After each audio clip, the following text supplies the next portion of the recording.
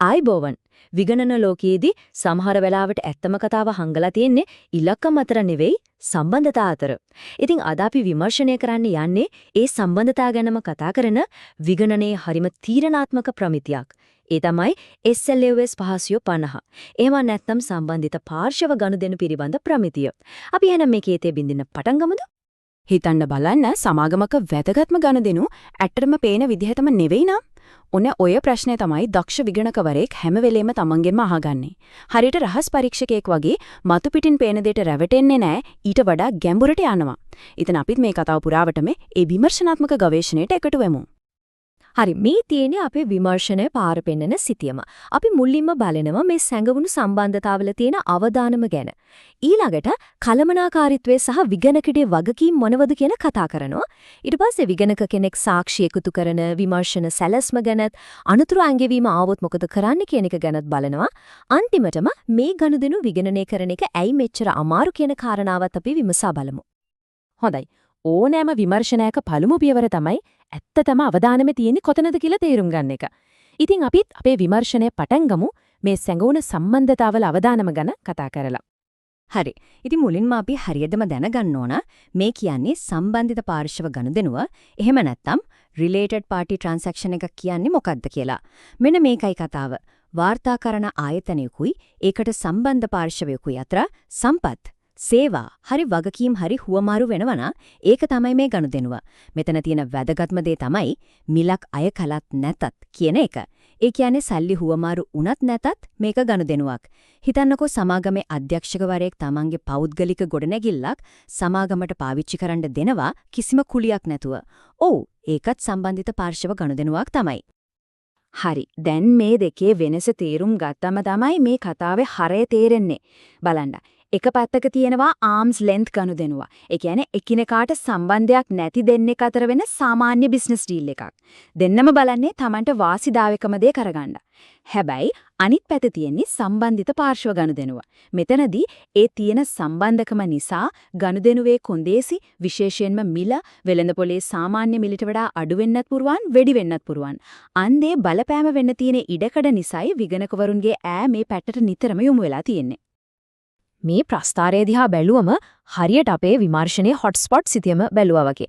පැහැදිලිවම පේනව නේද? සාමාන්‍ය ගනුදෙනු වලට වඩා සම්බන්ධිත පාර්ශව ගනුදෙනු වලදී මූල්‍ය ප්‍රකාශනවල වැරදි තොරතුරු ඇතුළත් වීමේ අවදානම කොච්චර ඉහළද කියලා. අපි අර කලින් කතා කරපු සම්බන්ධතාවය නිසා ඇතිවෙන බලපෑම තමයි මේ ඉහළ අවදානමට ප්‍රධානම හේතුව වෙන්නේ. හරි එහෙනම් අවදානම ඉහළයි කියලා අපි දැන් දන්නවා. ඉතින් ඊළඟට අපි පැහැදිලි කරගන්න ඕන මේ කතාවේ කාගේ වගකීම මොකද්ද කියන එක. අපි බලමු කලමනාකාරීත්වයයි විගණකයයි අතරේ මේ වගකීම් බෙදිලා යන්නේ කොහොමද කියලා. මෙහෙම හිතමුකෝ. මේක හරියට ක්‍රීඩාවකුයි ඒකේ විනිසුරුවරයෙකුයි වගේ. කලමනාකාරීත්වය තමයි ක්‍රීඩකයෝ. ඒ කියන්නේ තියෙන හැම සම්බන්ධතාවයක්ම හැම ගනුදෙනුවක්ම හොයලා ඒවා හරියට අනුමත කරලා මූල්‍ය වාර්තාවල නිවැරදිව හිරිදරව් කරන එක යාළගේ වගකීම. විගණක කියන්නේ අන්න ඒ ක්‍රීඩාවේ විනිසුරුවරයා. එයා කරන්නේ කලමනාකාරීත්වයේ දීපු වාර්තා සාධාරණද ප්‍රමාණවත් සාක්ෂි තියෙනවද කියලා විමර්ශනය කරලා තමන්ගේ ස්වාධීන මතය ප්‍රකාශ කරන එක. හරි. දැන් අපි එන්නේ මේ විමර්ශනයේ නියම වැදේට. රහස් පරීක්ෂකයෙක් තමන්ගේ උපකරණ ටික අතට අරගෙන වැඩ පටන් ගන්නවා වගේ විගණකවරියෙක් මේ සැඟවුණු සම්බන්ධතා හොයන්න ඇත්තටම මොනවද කරන්නේ? අපි බලමු මේ පියවර ටික. මෙන්න මේ පියවර 4 තමයි විගණකගේ ප්‍රධාන ප්‍රවේශය වෙන්නේ. 1. කලමනාකාරීත්වයෙන් මේ ගනුදෙනු ගැන අහනවා පරණ අවුරුද්දවල ෆයිල්ස් බලනවා. 2. අධ්‍යක්ෂ මණ්ඩල වාර්තා, කොටස් හිමියන්ගේ ලේඛන, ගිවිසුම් වගේ දේවල් පරීක්ෂා කරනවා. 3. මුළු විගණනය පුරාම අසාමාන්‍ය ගනුදෙනු ගැන ඇහැ ගහගෙන ඉන්නවා. 4 වෙනි සහ වැදගත්ම දේ තමයි හොයාගන්න හැම තොරතුරක්ම සම්පූර්ණ විගණන කණ්ඩායම එක්ක බෙදා ගන්න එක. හරියටම රහස් පරීක්ෂක කණ්ඩායමක් වැඩ කරනවා වගේ. මෙන්න මේක හරිම වැදගත්. විගණකවරයෙක් සම්බන්ධිත පාර්ශව ගනුදෙනුවක අවදානමක් හොයාගත්තොත් ඒක නිකම්ම අවදානමක් නෙවෙයි. ඒක SLAS 315 ප්‍රමිතිය යටතේ හඳුන්වන්නේ සැලකිය යුතු අවදානමක් එහෙමත් නැත්නම් significant risk එකක් කියලා. ඒකේ තීරම මොකක්ද?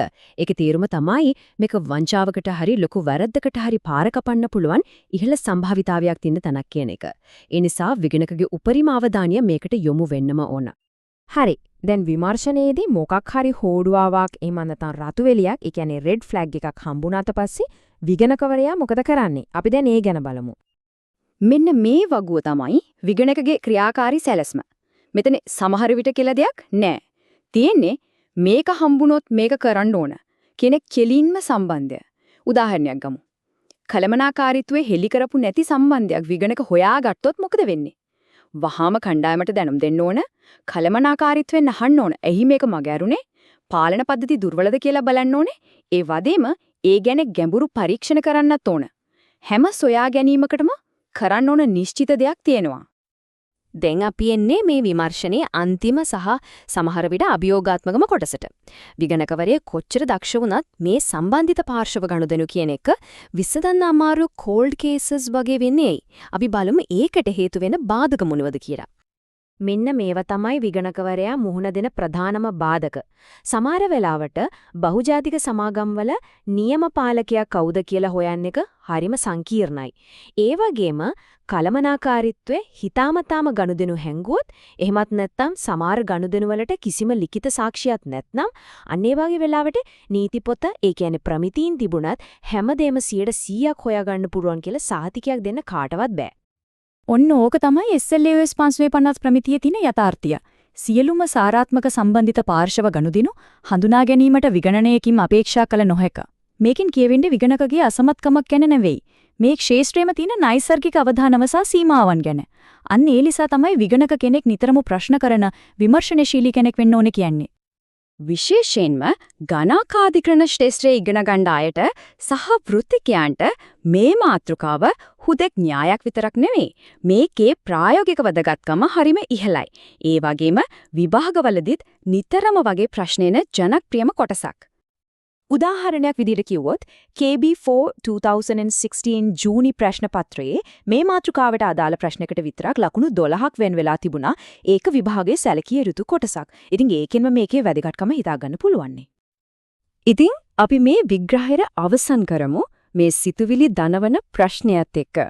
මෙච්චර සංකීර්ණ ව්‍යාපාරික සම්බන්ධතා ජාලයක් තියෙන ලෝකෙක විගණකවරයෙකුට කවදා හරි දවසක සම්පූර්ණ සත්‍ය කතාව දැනගන්න පුළුවන් වෙයිද? ඔන්න ඔය ප්‍රශ්නේ තමයි SLAOS 550 ප්‍රමිතියේ හරියම තියෙන ලොකුම අභියෝගය. ඒ ගැන මොහොතක් හිතලා බලන්න.